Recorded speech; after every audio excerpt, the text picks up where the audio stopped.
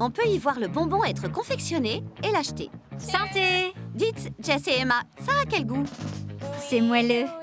C'est doux et collant, mais dans le bon sens du terme. Il est facile à mâcher parce qu'il est très doux. C'est juste assez sucré. Voici Joshua, l'homme derrière le taffy. Il pousse un bouton et un levier et plus de 22,5 kg de sirop de maïs sont libérés dans un chaudron.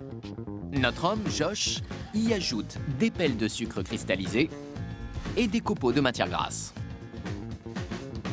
Ensuite, il mesure et verse soigneusement 90 centilitres de sucre liquide dans le chaudron. Après cela, Josh remplit un seau d'eau. Mais pas d'eau de mer. Il le vide ensuite dans le chaudron. Ça ne ressemble pas à un chaudron. C'est un outil spécifique pour la confiserie. Il est fait de cuivre qui est conducteur de chaleur. Cette machine à la MacGyver fournit la température la plus efficace pour préparer des bonbons. Il tourne un bouton et pousse un levier et s'ensuit un tour de magie créateur de taffy. Cette fournée va donner plus de 4000 bonbons. La recette du taffy est toujours la même depuis le tout début et on n'a pas prévu de la changer. Elle est parfaite comme elle est. C'est en forgeant que l'on devient forgeron.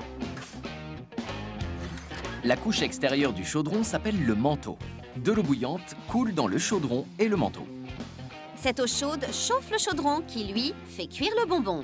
La base bout et tourne pendant 10 minutes, puis tombe dans le double fond aspirateur du chaudron. Josh utilise ses muscles et verse le mélange de 45 kg dans une bassine graissée, puis le transfère dans une chambre chaude. La chambre chaude est utilisée pour faire descendre la température à environ 38 degrés.